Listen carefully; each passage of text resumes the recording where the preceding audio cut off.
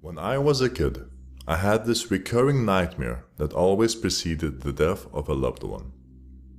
It wasn't quite a premonition. I didn't know who was going to die, how they would die, or when. Only that it would be within the next few days to a week. I had a dream a few times before I figured out the link between the dream and the deaths. These were ordinary deaths, elderly relatives, my grandfather's terminal cancer, my aunt who lost a child during preterm labor. I grieved for each lost one. The dream was short. It took place in this massive white room, so big that I couldn't see the walls. Maybe there weren't any walls. It was like I was looking through a rip in reality. More like I was seeing behind the fabric of reality we live in, seeing the machine that operates our universe. I say machine because it felt so cold, so mechanical. In the vast nothingness of all white, I would see this gray, not quite steel cable, extending as far as the eye could see. On the cable was a massive black sphere. No light reflected off of the sphere. In this too bright white plane, the sphere was impossibly dark, as if it absorbed any light. The sphere would move swiftly along this cable, until suddenly, the rest of the cable would just vanish and the sphere would stop instantly, without any slowing. Then a wall would appear, a too bright white wall, that was indistinguishable from the rest of the too bright whiteness, but I would know it was there. On the wall, a name was printed. At least I always assumed it was a name. I could never picture it after I woke up. This wall would only stay up for a split second, but it was an eternity. Everything around me would evaporate, and I would have this feeling in my entire body that was a combination of pure weightlessness, the feeling you get when you're about to fall, and utter, consuming dread. In that split second, something, someone ended. This was an absolute ending. There is no afterlife, no heaven or hell, after the certainty of this mechanism. I would wake up gasping, crying, completely disoriented. The first time I remember having this dream was when I was 7, although it was already familiar to me then, so I'm sure I was even younger when it first started. I was raised Catholic and was actually pretty religious when I was a kid. This dream was an antithesis of my entire religion. I tried to ignore it at first, tried to forget about this dream. I had the dream a couple more times after that. When I was 9, I had it 3 nights in a row. Then, my great-grandma passed away, and that night was dream-free. I realized what it meant, and I tried talking to my parents about it. They chalked it up to grief and overactive imagination. I tried talking to a school counselor about it. She talked to my parents. My parents were going through a rough patch, made worse by having to foster and provide for 3 of my cousins, plus my brother and I. I overheard things like seeking attention, acting out, maybe he got it from one of his books, needs more socialization. I tried talking to our church's priest about it too, who seemed very skeptical, and just told me to have faith in God and pray more. After that, I learned my lesson and stopped talking about it. The dream came again when I was 10. I guessed, correctly, that it was my grandfather, who had been ill for some time with terminal brain cancer. I convinced my dad that they should go see him that weekend. He lived a couple of hours away from us with his wife. My grandpa passed away the night after they arrived. I tried researching the dream, but unlike the movies, neither of our school library nor our public library had any books about premonitions, the afterlife, aside from the biblical texts, or anything supernatural. The internet wasn't helpful either. This was in the 90s, and not surprisingly, it's hard to come up with relevant results for something like big black ball precognitive dream death.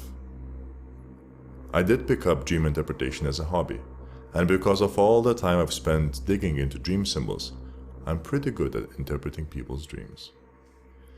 I had the dream again when I was 11, great-grandma. Then again when I was 13.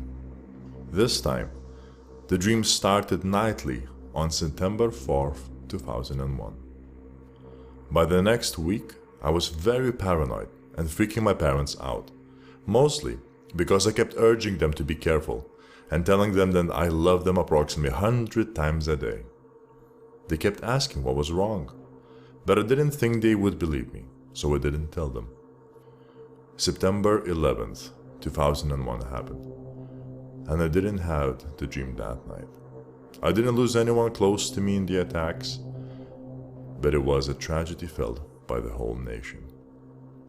The next day, my mom asked me why I had been so weird all week, and all I told her was that I had a dream that I knew something bad was going to happen, but I didn't know who it was going to happen to or when. She didn't say anything after that, but I got the feeling that she believed me and was a little scared of it. I was just shy of my 14th birthday when the dream started coming again. I also had the flu and was running a fever, so I'm not sure if that affected me and made me a little delusional, but I spent about a week feeling like I wasn't sure if I was dreaming or not, even though I was awake. 2 nights before my birthday, my fever peaked and I went into bed early. The dreams were intense, alternating between my recurring dream and other, creepy, black and white dreams that I've never been able to remember. What I do remember is sleepwalking. I've always been a sleep talker, but this is the only time I've ever sleepwalked. And I have lucid dreams quite often, where I'm able to change the dream that I'm in and remember it, but this was completely different. I wasn't in control of myself. I knew I was dreaming, but I was trapped inside myself, a spectator, helplessly watching as I walked around. My house was different too. The blinds and curtains were gone from the windows, and instead of street lamps and lawns outside, there was just black. A flash of light, similar to lightning, would go off and light up the blackness for a split second, but there was no ground, nothing to light up. The inside of the house was stripped bare, down to just the beds. No other furniture, no clothes, toys, towels, anything else that you would see lying around the house. Everything was black and white, except the people, my family. I walked around in my sleep, not in control but fully aware of what was going on, checking on all of my family members to see if they were alive. Once I had checked on all of them, I looked out this big window at the landing of the stairs, and when the lightning-like flash went off, I glimpsed a familiar cable and a giant sphere in the distance. I felt this cold, unforgiving, omnipotent presence behind me at the bottom of the stairs, and I knew that I had been found. Something new that I had seen behind the curtain, had seen the mechanics operating our world, and it was here to fix that problem. I turned to face it. The next thing I knew, it was morning. The sun was shining through the blinds of my bedroom window. The birds were chirping outside. I'm not being dramatic, I remember this very clearly. And I was lying in my bed. I felt great. My fever was gone, and the flu that had me in bed for a week had disappeared overnight. It was a beautiful morning, the stuff of fairy tales, minus the singing birds and animals that helped with chores. And I was utterly confused by it, because it seemed like a second ago I had been nearly face to face with something that didn't want me peeking behind the rip in reality. I was still filled with such dread, and I rushed downstairs to find my mom to ask if everyone was okay. Now that I think about it, I should probably apologize to my mom for that morning, because I'm sure I scared the hell out of her. The day before, I was so sick that I couldn't keep any food down, and I had to alternate Tylenol and ibuprofen just to keep my fever below 104. Then that morning, I was running around, looking much better, except I was obviously scared and asking if everyone was okay. Everyone was fine. Everything was fine. But someone was still going to die, and I had no idea who. I spent the day frustrated and scared because I was powerless to stop whatever was going to happen. And even though that presence was gone, there's not really a guarantee when it comes to forces that are far beyond mortal comprehension. I tried not to think about sleepwalking. I was in no way ready to begin to wonder what happened there. No dreams that night. I slept great, but I awoke with a heavy heart, because I knew what it meant. It was my birthday, but I was not celebrating. Around 5 p.m. that day, my mom came into my room and sat on my bed by me. She was trying to hold back sobs as she told me that a friend of mine was in his parents' van, with his dad driving, his mom in the front seat, and his sister sitting next to him, heading into town the night before. For some reason, they think maybe an animal ran into the road. The van swerved and went off the side of the road, flipped upside down, and landed in the river. Several hours later, someone was driving by and saw a frost on a tire that was barely sticking out of the water and called it in. The family had all drowned. It took me years to find an uneasy peace with what had happened. I felt such guilt, like I could have prevented it, like I could have stopped any of it. Losing my friend and his family was devastating to me. They were wonderful people, and although my friend and I were young, we could have been more than just friends eventually. I've never had a dream again.